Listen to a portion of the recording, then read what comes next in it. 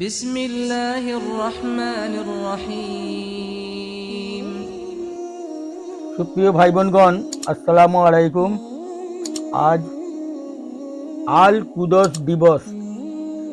আল কুদস দিবস কি, কেন, তারই সংক্ষিপ্ত তাৎপর্য নিয়ে উপস্থিত হলাম।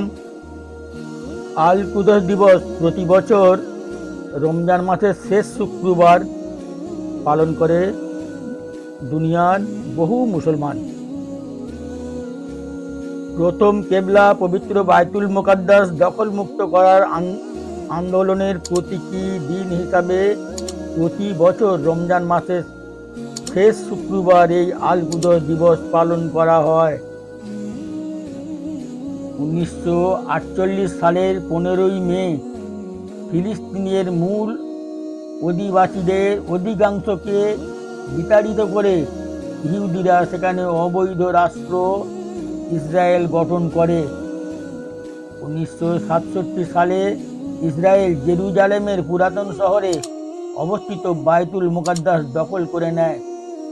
এরপর থেকে এই দখলদারিত্বের বিরুদ্ধে আল কুদস দিবস পালন করে আসছে মুসলিম বিশ্ব। জেরুজালেম শহরের অপর নাম কুদস বা আল কুদস। সে অনুযায়ী দিবসটির নাম আল কুদস দিবস।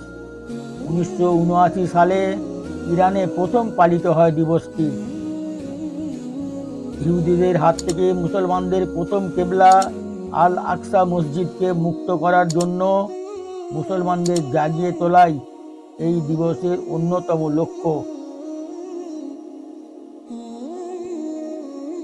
ইমাম খোমেনির আহ্বানে 1979 সালে ইরানে প্রথম শুরু হয়েছিল আন্তর্জাতিক আল কুদস দিবস। এই দিবস পালনের উদ্দেশ্য হল ফিলিস্তিনি জনগণের সঙ্গে একাত্মতা প্রকাশ এবং দখলদারদের বিরুদ্ধে ক্ষোভ প্রকাশ। আমি মনে করি বর্তমান সময়ে প্রত্যেক মুসলমানের সামর্থ্য অনুযায়ী দিনটির গুরুত্ব দেওয়া উচিত। আজ এ পর্যন্তই। আলহামদুলিল্লাহ রাব্বিল আলামিন। দেখা হচ্ছে আগামী ভিডিও ইনশাআল্লাহ তাআলা। আসসালামু আলাইকুম। আল্লাহু আকবার, আল্লাহু